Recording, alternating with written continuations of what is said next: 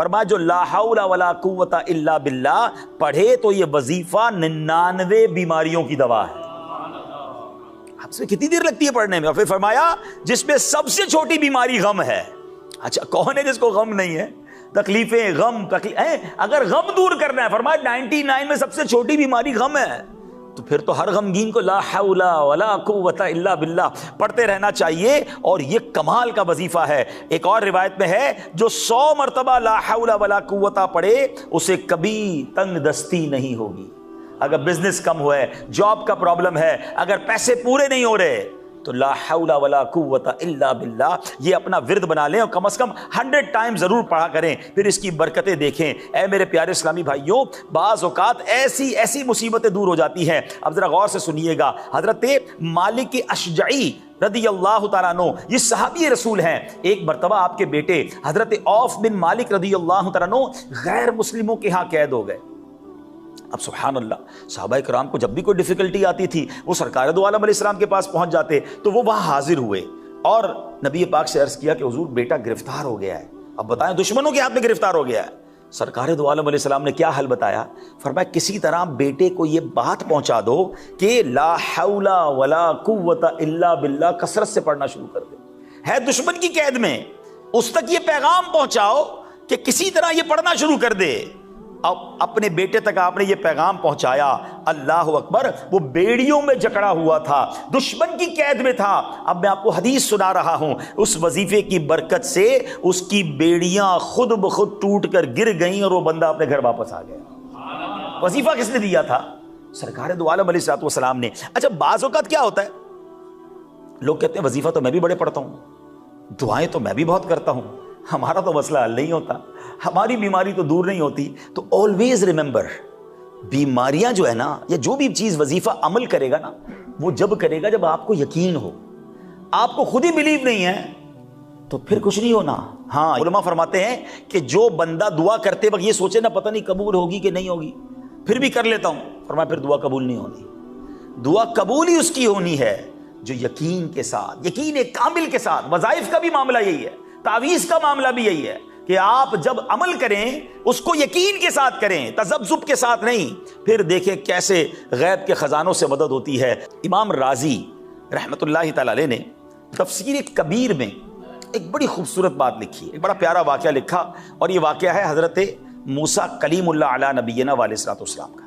ایک بار آپ کے پیٹ میں درد ہوا، اللہ کے نبی تھے، ان کے پاس تو یہ اسپیشلٹی تھی کہ ہی کین ٹاک ود اللہ سبحانہ و تعالیٰ بیکاز ہی واز کلیم اللہ.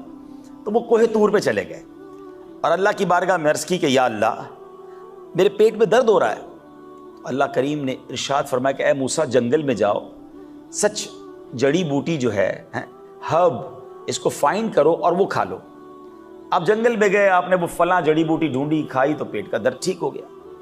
کچھ دنوں بعد پھر درد ہوا. انہوں نے کہا اب تو مجھے ڈائریکٹ علاج پتا ہے، کون سی جڑی بوٹی کھانی ہے. وہاں گئے تو جڑی بوٹی کھائی تو درد کم ہونے کی بجائے ملٹیپلائی ہو گیا اور بڑھ گیا، پین سیویئر ہو گیا. اب اللہ کی بارگاہ میں کوہ طور پر گئے، مولا پچھلی بار جو جڑی بوٹی تو نے بتائی تھی وہی کھائی، پچھلی بار درد ٹھیک ہو گیا، اس بار ٹھیک نہیں ہوا. اللہ اکبر. رب کریم نے ارشاد فرمایا کہ اے موسیٰ پہلی بار تم میرے حکم سے گئے تھے، شفا دینا تو میرا کام ہے نا، میں نے حکم دیا تھا، وہاں گئے، وہاں میری مشیت شامل تھی، اس لیے اس جڑی بوٹی سے تمہیں شفا مل گئی. اے موسیٰ اب کی بار اپنی مرضی سے گئے ہو، میری مشیت شامل نہیں ہے، درد ملٹیپلائی ہو گیا ہے. اے موسیٰ کیا آپ نہیں جانتے بے شک دنیا کی ہر چیز زہر قاتل ہے، میرا نام اسے شفا والی بنا دیتا. ہائے ہائے، رب چاہے تو شفا ملنی ہے. یہ ایمان بھی ہونا چاہیے. ہمارا جو بلیف ہے نا اللہ کریم پر، ہمیشہ یہ ہونا چاہیے دوائی میں شفا نہیں ہے، شفا دینے والا رب ہے. وہ رب شفا عطا فرمائے گا تو اس نے دوائی میں شفا دینی ہے، اور میرا رب چاہے نا تو بغیر دوائی کے شفا دینے پر قادر ہے. آپ کے سامنے بھی ہوا ہوگا، بعض اوقات ڈاکٹر کہتے ہیں very perfect, every report is clear, کوئی بندے میں مسئلہ نہیں، سپر فٹ. 2 دن بعد بستر پر انتقال ہو جاتا ہے. بندہ کہتا ہے ساری رپورٹ ٹھیک تھی، اس کو کیا ہو گیا؟ اور کسی کے بارے میں ڈاکٹر کہتے ہیں 10 دن سے زیادہ زندہ نہیں رہے گا، اور بعض اوقات وہ 2 سال گزار جاتے ہیں. اس کا مطلب ڈاکٹر کا ماننا اور ہے، وہ اپنی کیلکولیشن چلاتے ہیں. مگر شفا دینے والا، زندگی دینے والا، موت دینے والا وہ رب عز و جل ہے۔ اور یہاں ایک اور بات ہمیں سیکھنے کو مل رہی ہے کہ ہمیں اللہ کریم پر اس قدر یقین ہونا چاہیے، پھر انشاءاللہ چیزوں میں شفا آ جاتی ہے۔ آج میں ایک کمال کی شفا آپ کو بتانا چاہتا ہوں۔ بیماریاں بھی ہوتی ہیں، پریشانیاں بھی ہوتی ہیں، تو ہم نارملی جب بھی ہمارے ساتھ کوئی پرابلم ہوتی ہے نا، بیماری آئی، فوراً رجوع کیا کرتے ہیں؟ ڈاکٹر کے پاس چلنا ہے۔ کوئی کیس ہو گیا، مسئلہ ہو گیا، وکیل کے پاس چلنا ہے۔ کوئی اور پرابلم ہو گیا، کسی ریسورسفل پرسن کے پاس جانا ہے۔ سب سے پہلے دنیا کے لوگ یاد آتے ہیں، مسلمان کو سب سے پہلے اللہ یاد آنا چاہیے، سب سے پہلے دعا کرنی چاہیے۔ حضرت موسیٰ ڈاکٹر کے پاس نہیں گئے تھے، وہ اللہ کے پاس گئے تھے۔ آپ صحابہ کرام کے واقعات تو پڑھیں یار، ہیں حضرت ابو قتادہ کی آنکھ باہر آ گئی، کسی ڈاکٹر کے پاس نہیں گئے، رسول پاک علیہ السلام کے پاس گئے۔ ٹھیک ہے، تو یعنی ہم پرابلم میں اللہ رسول کی طرف رجوع بعد میں لاتے ہیں، جب ڈاکٹر منع کر دیں، جب وکیل منع کر دے، پھر کہتے ہیں چلو اب دعا کریں۔ بھائی پہلے دعا کریں نا، پہلے اللہ کی طرف رجوع لائیں۔ اور قرآن ہمیں یہ بار بار بتا رہا ہے، سبحان اللہ۔ اب میں اسپیشلی اگر بیماریوں کی بات کروں، اللہ کریم قرآن مجید میں ارشاد فرماتا ہے وَنُنَزِّلُ مِنَ الْقُرْآنِ مَا هُوَ شِفَاءٌ وَرَحْمَةٌ لِّلْمُؤْمِنِينَ۔ قرآن یہ اناؤنس کر رہا ہے، اور ہم قرآن میں وہ چیز اتارتے ہیں جو ایمان والوں کے لیے شفا اور رحمت ہے۔ ایک اور جگہ قرآن کیا فرماتا ہے؟ قُلْ هُوَ لِلَّذِينَ آمَنُوا هُدًى وَشِفَاءٌ، تم فرماؤ وہ ایمان والوں کے لیے ہدایت اور شفا ہے۔ حضرت عبداللہ ابن عباس رضی اللہ عنہما، مفسر قرآن، قرآن کا علم جاننے والے، کیا فرماتے ہیں؟ قرآن کریم ہر مرض سے نجات دینے والا ہے، قرآن میں ہر مرض سے شفا موجود ہے۔ مگر قرآن کی طرف کون بیماری میں رجوع لاتا ہے؟ یار قرآن پڑھ کر قرآن سے شفا حاصل پہلے کی جائے، جب قرآن کہہ رہا ہے قرآن میں شفا ہے۔ سبحان اللہ۔ نبی پاک علیہ السلام کا فرمان سنیں، ابن ماجہ کی حدیث، سرکار دو عالم علیہ السلام فرماتے ہیں خیر الدواء القرآن، بیسٹ میڈیسن، بہترین دوا قرآن ہے۔ مگر ہم نے تو شاید کبھی کسی بیماری میں، اپنے کبھی کسی پرابلم میں، کبھی کسی ڈیفیکلٹی میں قرآن کی طرف رجوع کیا۔ اللہ اکبر۔ اے میرے پیارے اسلامی بھائیوں، اسی طرح نبی پاک علیہ السلام فرماتے ہیں جو بندہ صبح و شام 3 مرتبہ یہ دعا پڑھ لے، آپ چاہتے ہیں نا بیماریوں سے بچیں، آپ غور سے یہ دعا تقریباً کو یاد بھی ہوگی، بسم اللہ الذی لا يضر مع اسمہ شیء فی الارض ولا فی السماء وہو السمیع العلیم۔ ویسے تو یہ کھانا کھانے سے پہلے کی دعا ہے، لیکن اس کا میننگ بڑا کمال کا ہے۔ اس کا معنی کیا ہے؟ اس رب کے نام سے جس کے نام کی برکت سے کسی چیز سے تکلیف نہیں پہنچتی ہے، ضرر نہیں پہنچتا ہے۔ جب آپ اللہ کے نام سے یہ بات کر رہے ہو تو انشاءاللہ نہ کھانا تکلیف پہنچائے گا، نہ جناب کوئی بیماری قریب آئے گی۔ آقا فرماتے ہیں جو بندہ صبح و شام 3 مرتبہ یہ دعا پڑھ لے تو کوئی بڑی پریشانی اسے نہیں پہنچے گی۔ تو پڑھے تو صحیح نا، اللہ کے نام کی برکتیں، قرآن حدیث میں جو الفاظ آئے یہ بڑے کمال کے الفاظ ہیں، یہ سمجھیے یہ زبردست قسم کے فارمولے ہیں۔ لیکن ہمیں اللہ رسول کا نام اور ذکر و اذکار کو چھوڑ کر ہم دنیاوی اسباب کے پیچھے بھاگ رہے ہیں۔ حالانکہ یاد رکھیے دنیا کی دوائی جو ہے تھوڑی دیر کے لیے آپ کو ٹھیک کر سکتی ہے، بلکہ بعض اوقات ڈاکٹر کہتے ہیں بلڈ پریشر کی دوائی ساری زندگی کھانی پڑے گی، شوگر ہے تو یہ لینا ہی پڑے گا۔ یعنی وہ دوائی بیماری دور نہیں کر رہی، وہ بیماری کو روک رہی ہے، بڑھنے سے بچا رہی ہے۔ مگر سبحان اللہ، کلام اللہ وہ ہے کہ اگر بندہ عمل کرے اللہ کرم فرما دے تو بیماری جڑ سے ختم ہو جاتی ہے۔ تو آلویز ریممبر، بیماریاں جو ہے نا، یا جو بھی چیز وظیفہ عمل کرے گا نا، وہ جب کرے گا جب آپ کو یقین ہو۔ آپ کو خود ہی بلیو نہیں ہے تو پھر کچھ نہیں ہونا۔ سبحان اللہ، مجھے وہ واقعہ یاد آ گیا، بریلی کے تاجدار امام عشق و محبت اعلیٰ حضرت امام اہل سنت ایک بار حج پر جا رہے ہیں، سمندر میں طوفان آ گیا، ایسا طوفان آیا پانی کے جہاز میں کہ لوگوں نے کلمہ پڑھنا شروع کیا، بلکہ کفن پہن لیے کہ اب جہاز کے پرخچے اڑ جائیں گے اور جہاز ڈوب جائے گا۔ اعلیٰ حضرت بڑے پرسکون تھے، والدہ بھی موجود تھی اس جہاز میں۔ آپ نے کہا اماں جی آپ نے گھبرانا نہیں ہے، میں اللہ کی قسم کھا کر کہتا ہوں جہاز کو کچھ نہیں ہونا۔ اچھا، والدہ جانتی تھی بہت بڑے مفتی ہیں، ایسے کیسے کوئی قسم کھا سکتا ہے؟ اور تھوڑی دیر میں ایسا ہی ہوا کہ جہاز کام ڈاؤن اور بالکل سب چیزیں اسموتھ ہو گئی۔ والدہ نے کہا بیٹا یہ تو بتاؤ قسم کیسے کھا لی کہ طوفان میں کچھ نہیں ہوگا؟ کہتے ہیں امی جان میں نے نبی پاک کی حدیث سنی ہے کہ پیارے آقا نے فرمایا جو کشتی پر سوار ہو اور یہ دعا پڑھ لے بسم اللہ مجریہا و مرساہا ان ربی لغفور الرحیم، وہ سمندر میں کشتی کبھی نہیں ڈوبے گی۔ جب نبی پاک نے فرمایا مجھے یقین تھا اس کشتی کو کچھ نہیں ہونا ہے۔ یہ ایسا یقین بھی تو ہونا، ہم وظیفے بھی پڑھ لیتے کہتے ہونا تو کچھ نہیں، چلو پڑھ لیتے پھر کچھ نہیں ہونا۔ یقین کے ساتھ. اور قرآن اور اللہ کے نام کی برکتیں, اور سبحان اللہ نبی پاک علیہ السلام خود دم فرمایا کرتے تھے. آج کل لوگ, میں خود مانتا ہوں اس بات کو کہ بدقسمتی سے ایسے جھوٹے عامل آ گئے اور ایسے جھوٹے جناب انہوں نے کفریات, شرکیہ تعویذات لکھنا شروع کیے اور لوگوں کو ایسے کاموں میں لگا دیا کہ لوگ ان سے بدظن ہوئے. وہ ٹھیک ہے, وہ غلط لوگ ہیں, مگر اس کا مطلب یہ نہیں کہ اللہ کا نام لے کے دم نہیں کرنا چاہیے. ہے قرآنی آیات اور جناب اس کے تعویذات اور اس کے ذریعے دم کرنے تو نبی پاک سے ثابت, یہ صحابہ سے ثابت ہے, اور یہ شفا کا انداز ہے. سنیے سرکار دو عالم علیہ السلام کا انداز کیا تھا. ہماری امی حضور بی بی عائشہ صدیقہ طیبہ طاہرہ رضی اللہ تعالیٰ عنہ فرماتی ہیں کہ رسول اکرم علیہ السلام کے اہل خانہ میں جب کوئی بیمار ہوتا تو میرے آقا علیہ السلام معوذات یعنی سورہ فلق اور سورہ ناس پڑھ کر اس پر دم کیا کرتے تھے. اب یہ دم کس سے ملا؟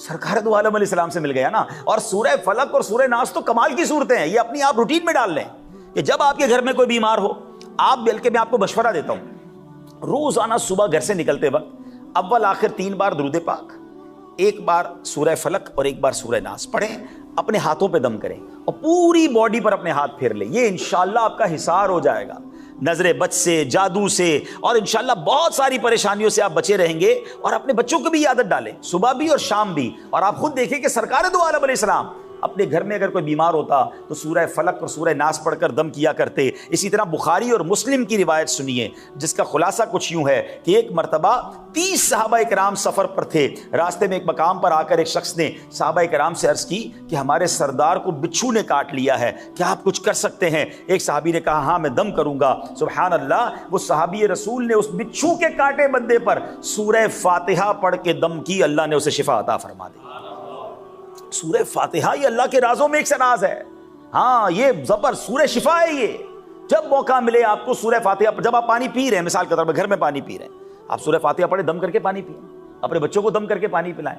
ٹھیک ہے کسی نیک شخص سے دم کروانے کی الگ برکت ہے, مگر قرآن تو ہم بھی تو پڑھنا سیکھیں نا. تو اپنی زبان پر اپنے انداز میں قرآن و حدیث اور اوراد و اذکار کو لائیں. یہ زبردست پروٹیکشن ہے جو مسلمانوں کو حاصل ہے.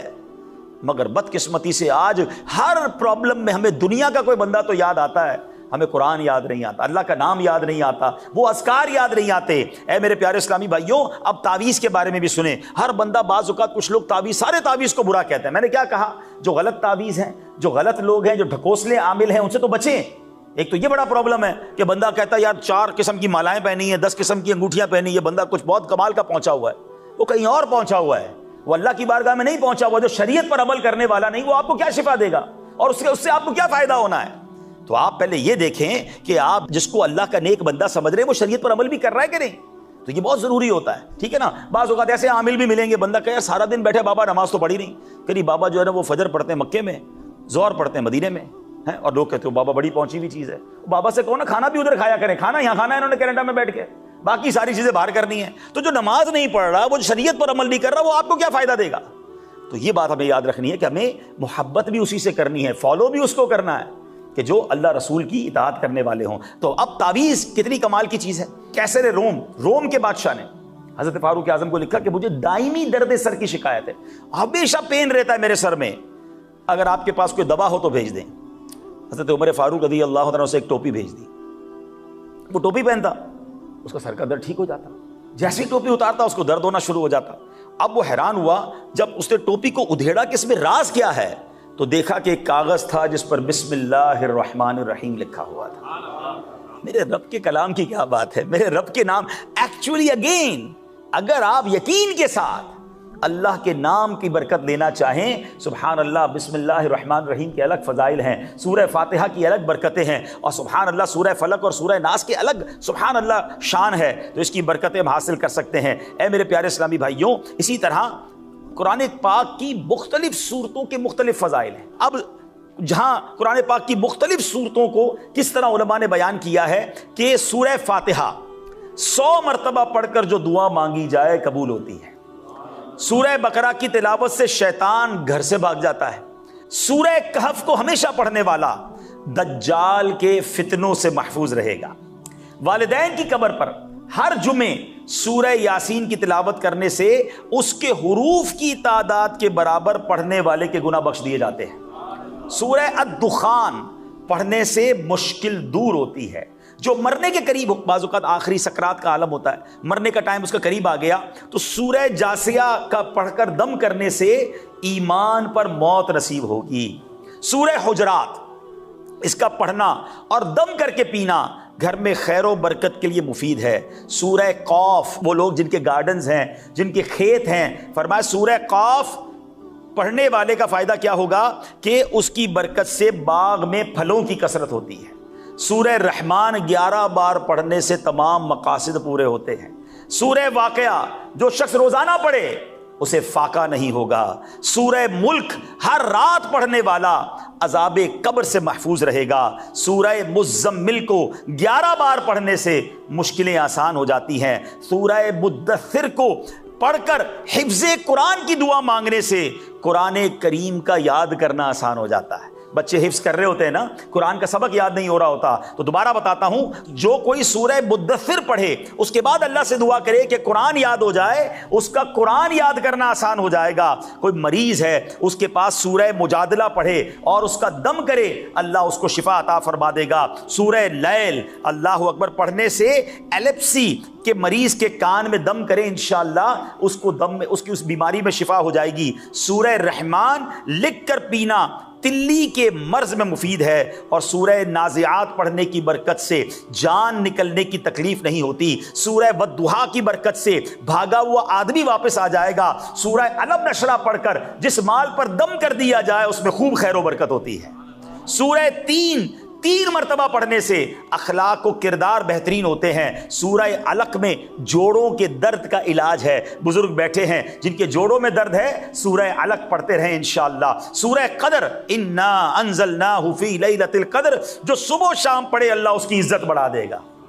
سورہ بینہ برس اور یرکان کا علاج ہے۔ جس آدمی یا جانور پر نظر لگ گئی ہو، سورہ عادیات کا دم اس کے لیے مفید ہوگا۔ سورہ قارعہ پڑھنے سے بلاؤں سے حفاظت رہتی ہے۔ سورہ تکاثر کو 300 بار پڑھنے سے انشاءاللہ بہت جلد قرض اتر جاتا ہے۔ کئی ایسے ہوں گے جو لون میں ہوں گے، ڈیٹ میں ہوں گے۔ سورہ آپ نے تکاثر 300 بار پڑھنی ہے۔ سورہ عصر پڑھنے سے غم دور ہوتے ہیں۔ سورہ حمزہ اور سورۃ الفیل دشمن کے شر سے حفاظت، اور سورہ قریش جان کی حفاظت کے لیے آزمودہ ہے۔ اگر کوئی بے اولاد ہے، اولاد چاہتا ہے، سورہ کوثر کی تلاوت کثرت سے کرے، اللہ اسے اولاد عطا فرما دے گا۔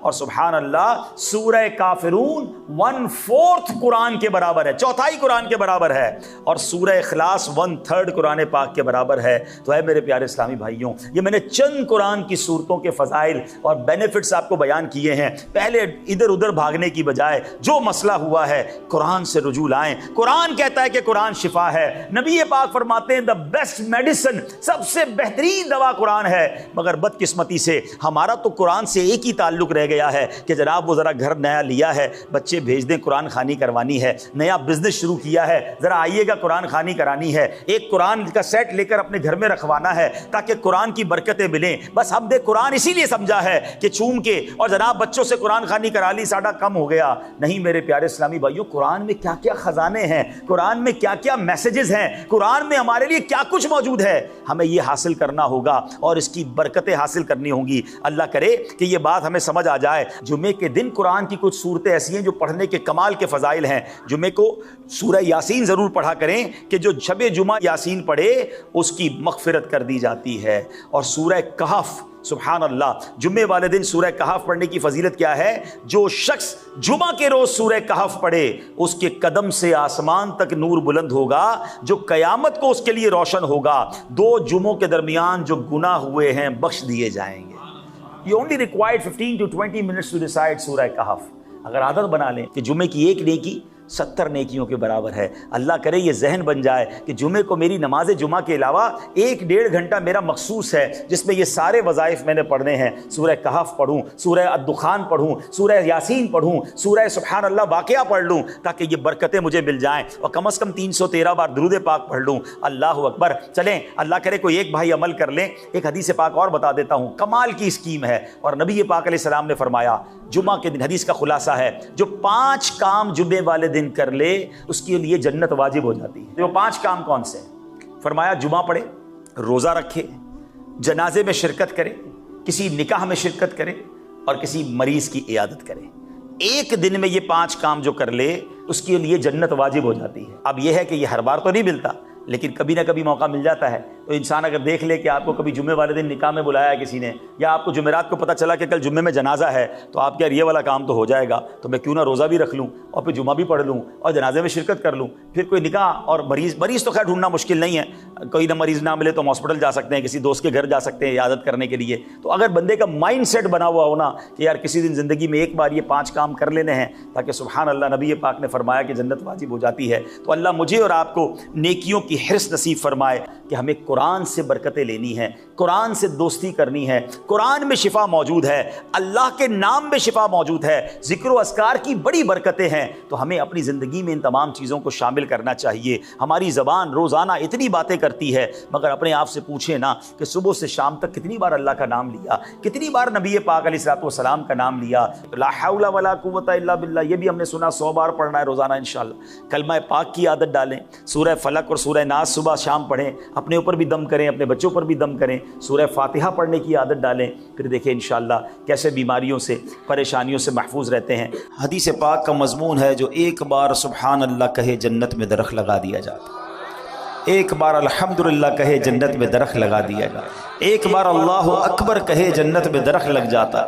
کتنے درخت لگانے چاہیے تھے، لیکن پھر بھی نہیں۔ تھوڑی دیر تک جذبہ آتا ہے، بندہ تسبیح نکالتا ہے، پھر بھول جاتا ہے، پھر دنیا میں لگ جاتا ہے، پھر موبائل میں لگ جاتا ہے، پھر سوشل میڈیا ہے اور ہم ہیں اور غفلتیں ہیں۔ نہ کریں ایسا، زندگی بڑی مختصر ہے، اچانک چلے جائیں گے، میں بھی چلا جاؤں گا، آپ بھی چلے جائیں گے۔ اللہ کرے یہ ذہن بن جائے کہ بس خوب نیکیاں کما کر جانا ہے، اتنی نیکیاں لے کر جاؤں کہ جب قیامت کے دن جاؤں تو شرمندگی نہ اٹھانی پڑے۔ اللہ ہمیں کثرت سے ذکر و درود کرنے کی توفیق عطا فرمائے۔ آئیے مل کر محبت کے ساتھ بآواز بلند درود پاک پڑھ لیں۔ صلو علی الحبیب صلی اللہ تعالی علی محمد صلی اللہ علیہ وسلم۔ ورد لب ہر دم درود و سلام ہو، ورد لب ہر دم درود و سلام ہو، یا شہ عرب و عجم کر دو کرم، آمین۔ پیارے اسلامی بھائیوں، قرآن مجید فرقان حمید ہر پارہ، ہر رکوع، ہر سورت، ہر آیت اور ہر لفظ ہمارے لیے اللہ کی بہت بڑی نعمت ہے۔ قرآن کی شان سبحان اللہ، یہ کلام اللہ ہے، یہ سب سے بڑا نبی پاک علیہ السلام کا معجزہ ہے، اور یہ ہم پر اللہ کریم کا بہت بڑا انعام ہے۔ قرآن کے اتنے فضائل ہیں کہ میں ساری رات اگر صرف قرآن کی فضیلتیں ہی بیان کرتا رہوں تو ختم نہیں ہوگا، مگر ایک جملہ مولائے کائنات شیر خدا کرم اللہ تعالی وجہ الکریم کا اتنا کمال کا ہے کہ جس کو کہتے ہیں دل کے تار چھیڑ دیتا ہے۔ آپ کیا خوبصورت انداز میں قرآن کو سمجھاتے ہیں، شیر خدا ہے نا، علم کا، کہتے ہیں نا نبی پاک فرماتے میں علم کا شہر ہوں اور علی اس کا دروازہ ہے، تو باب علم ہے نا۔ کہتے ہیں جب میرا جی چاہتا ہے کہ رب مجھ سے بات کرے، کتنی بڑی بات ہے، اللہ سے ہم کیسے بات کر سکتے ہیں؟ کمیونیکیشن ود اللہ سبحانہ و تعالی۔ آج بڑے آدمی سے بات نہیں کر سکتے، نمبر نہیں ملتا، نمبر ملتا ہے تو فون نہیں اٹھتا، بیچ میں سیکرٹری، بڑے پرابلمز۔ اللہ سے بات کرنی ہے اور اللہ ہم سے بات کرے، کتنا کمال کا جملہ ہے۔ فرماتے جب میرا جی چاہتا ہے رب مجھ سے بات کرے، میں قرآن پڑھنے لگ جاتا ہوں، اور جب جی چاہتا ہے میں رب سے بات کروں، میں دعا کرنے لگ جاتا ہوں۔ ان دونوں کاموں میں کوئی زیادہ مشکل نہیں ہے۔ قرآن کیا ہے؟ کلام اللہ ہے نا، اللہ کا کلام ہے، تو گویا رب تم سے کلام کر رہا ہے، اور جب تمہیں رب سے بات کرنی ہے تو ہاتھ اٹھاؤ اور دعا مانگنا شروع کر دو، تم رب سے بات کرنا شروع کر دو گے۔ تو کلام اللہ کی تو کیا بات ہے۔ آج کلام الہی کے ایک صورت، یعنی میں بتانا یہ چاہ رہا ہوں کہ قرآن مجید فرقان حمید کا ہر لفظ، ہر آیت اور ہر صورت کیا کمال کا معنی رکھتی ہے اور کتنے شاندار میسیجز ہیں۔ آج قرآن پاک کی ایک بڑی مختصر صورت ہے، مگر اس صورت میں ہمارے لیے کیا کیا میسیجز ہیں اور کیسا دل ہلا دینے والا پیغام ہے، آئیے آج وہ آپ کو بتاتا ہوں۔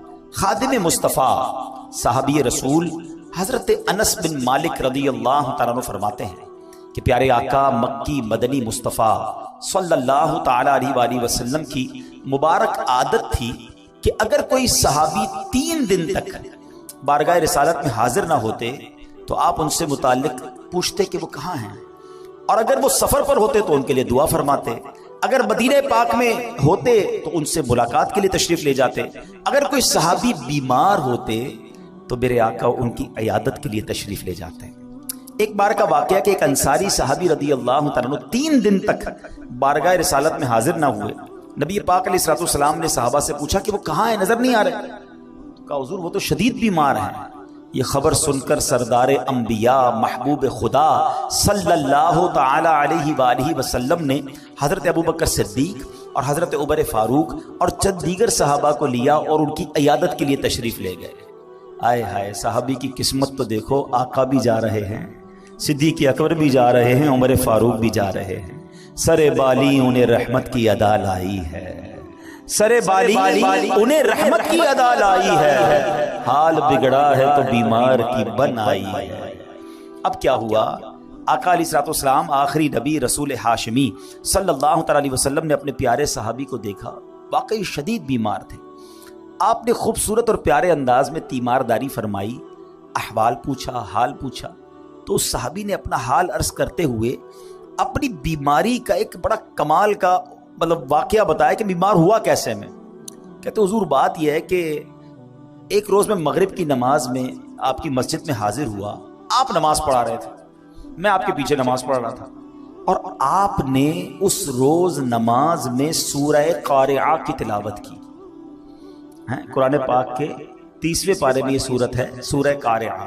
حضور آپ نے تلاوت کی، اس تلاوت کو سن کر نمازی کے اندر مجھ پر ایسا خوف خدا کا غلبہ ہوا، میں نے دعا کی اے اللہ مجھے دنیا ہی میں آزمائش میں ڈال دے، آخرت میں آزمائش میں نہ ڈالنا۔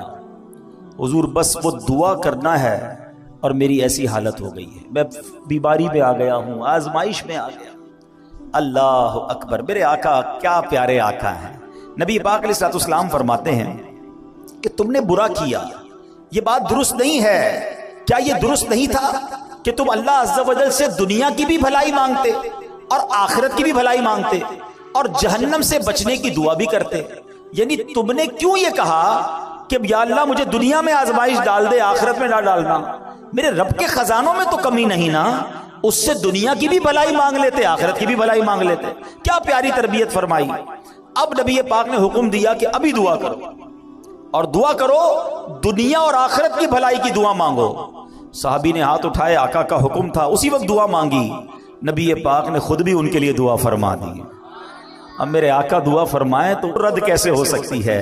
بریلی کے تاجدار امام عشق و محبت لکھتے ہیں نا، اجابت کا صحرا عنایت کا جوڑا، دلہن بن کے نکلی دعائے محمد۔ اجابت کہتے ہیں قبولیت کو، قبولیت اجابت نے جھک کر گلے سے لگایا بڑی ناز سے جب دعائے محمد صلی اللہ علیہ وسلم۔ اور ایسا ہی ہوا، اس دعا کا اثر ایسا ہوا کہ کوئی رسیوں سے جکڑا ہوا ہو اور وہ آزاد ہو جائے، وہ صحابی اسی وقت کھڑے ہو گئے اور صحت مند بھی ہو گئے۔ اب اس ایک واقعے سے اللہ اکبر کیا کمال کا واقعہ ہے، کیا کیا سیکھنے کو ملا۔ پہلی بات نماز کیسی تھی، پڑھانے والا کون تھا اور پڑھنے والے کون تھے۔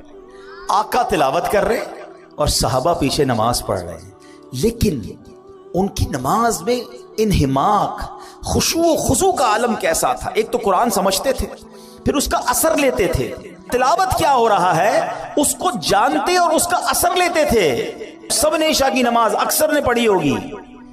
اگر میں یہ سوال کر لوں، ہاتھ نہیں اٹھائیے گا، اپنے آپ سے خود ہی سوال کر لیں، امام صاحب نے کیا تلاوت کی پہلی رکعت میں اور دوسری رکعت میں؟ ارے عبدالحبیب بھائی اب تو ذرا دکان کا حساب ساتھ چل رہا تھا ہمارا، تو ہمیں کیا پتا کیا تلاوت ہوئی۔ کبھی ٹیسٹ لے لیا کرو، سلام پھیرتے ہی پوچھ لیا کرو اپنے آپ سے کہ آج کیا تلاوت ہوئی۔ اچھا یاد بھی ہے، مثال کے طور پہ چلو کسی کو یاد ہے آج امام صاحب نے سورہ فیل پڑھی تھی یا جناب تبارک الذی پڑھی تھی یا کون سی سورت پڑھی تھی، معنی کیا ہے اس کا؟ تو یہ تو نہیں پتا۔ کب تک ہم قرآن بغیر سمجھے سنتے رہیں گے اور پڑھتے رہیں گے؟ کب قرآن کے نور کو اور اس کی چاشنی کو دل میں محسوس کریں گے؟ کب انڈرسٹینڈنگ آف قرآن کریں گے؟ میں نہیں کہتا، ہونا تو یہی چاہیے کہ مسلمان ہونے کی حیثیت سے مجھے اور آپ کو پورا قرآن ایک بار تو زندگی میں ہم نے ترجمہ اور تفسیر سے پڑھا ہوتا، لیکن چلو بھائی پورا قرآن پڑھنے کی بات کرتے تو لوگ ہی بھاگ جاتے ہیں۔ یار کم از کم یہ تو ہو سکتا ہے نا، ہم ثنا سے لے کر التحیات اور درود ابراہیم اور دعا تک جتنا نماز میں قرآن پڑھتے ہیں اتنا تو سمجھ لیتے، اس کو تو انڈرسٹینڈ کر لیتے، قرآن کی چند مشہور سورتوں کا معنی تو پتا ہوتا۔ مگر خشوع و خضوع کا تو عالم یہ ہے کہ نماز میں دھیان ہی کہیں اور ہوتا۔ لوگ کہتے بھی ہمارا دھیان کہیں اور ہوتا۔ وہ مشہور چٹکلا ہے نا کہ ایک صاحب آئے، عشاء کی جماعت چلی گئی، رونے لگ گئے، تو نمازیوں نے کہا یار نہیں رو بھائی، اتنی نماز سے محبت، اتنی جماعت سے محبت کہ جماعت چلی گئی اب رو رہے۔ کہتے یار بات یہ نہیں ہے، مسئلہ یہ کہ روز دکان بند کر کے عشاء کی جماعت میں آتا تھا، امام صاحب 4 رکعت پڑھاتے تھے، میں پورا حساب ملا لیتا تھا، اب جماعت تو چلی گئی، اب حساب کب ملاؤں گا اور نماز کب پڑھوں گا؟ معاذ اللہ، یہ ہمارا ذہن نہیں ہوتا ہے۔ اچھا، اس کی بڑی وجہ بھی یہی ہے، علماء نے اس کا طریقہ بھی بتایا کہ ایک تو بندہ اپنے ذہن کو دنیاوی خیالات سے پاک کر کے، ایکچولی نماز کیا ہے؟ اللہ کی بارگاہ میں حاضری ہے۔ آپ کسی بہت بڑی شخصیت کے پاس، بڑے سیٹھ کے پاس، جس کے پاس آپ کی فائل رکی ہوئی ہو، اس افسر کے پاس جائیں تو دھیان کدھر ہوتا ہے؟ بالکل اس کی طرف فوکس، ہاتھ بندے ہوئے، سر میرا چھوٹا سا کام، پلیز سائن کر، اتنی اس سے لجاجت، اس کی طرف فوکس۔ اور خدائے احکم الحاکمین کے دربار میں آنا ہے، دھیان کہیں اور ہے، سوچ کہیں اور ہے۔ خود سوچو، شرم آنی چاہیے۔ جس کا نماز میں دھیان کہیں اور ہوتا ہے اس کو خود ہی اپنے آپ سے شرم آنی چاہیے، اور یہ شرم ہی، یہ گلٹی ہی تمہیں دھیان دلا دے گی، تمہیں خشوع دلا دے گی۔ اور دوسری بات کہ آپ ایٹ لیسٹ قرآن کی مشہور صورتوں کا میں پھر مشورہ دیتا ہوں، جو اپنا آخری پارہ ہے نا، کم از کم 30واں پارہ ترجمہ تفسیر سے 2-3 بار پڑھ لیں۔ عموماً امام صاحب اسی میں سے تلاوت کر رہے ہوتے ہیں، ہم بھی انہی میں سے پڑھ رہے ہوتے ہیں۔ آپ جب پتہ چلے گا نا کہ آپ بات کیا کر رہے ہو، الحمدللہ رب العالمین الرحمن الرحیم مالک یوم الدین، اب آپ قرآن کے ساتھ ہوں گے، نور کے دریا میں تیر رہے ہوں گے، رحمان کی بات ہو رہی ہے، رحیم کی بات ہو رہی ہے، یوم الدین یعنی قیامت کے مالک کی بات ہو رہی ہے، اب اللہ سے التجا ہو رہی ہے، ایاک نعبد و ایاک نستعین، اے اللہ ہم تیری ہی عبادت کرتے ہیں، تجھی سے مدد چاہتے ہیں، اب آگے چلیں گے، اے اللہ اس راستے پر چلا دے جو تیرے پسندیدہ بندوں کا راستہ ہے، اس راستے سے بچا لے جو تیرے غضب والوں کا راستہ ہے۔ اب جناب رحمت کی آیتیں آئیں گی، دل جھومنے لگے گا، عذاب کی آیتیں آئیں گی، آنسو بہنے لگیں گے۔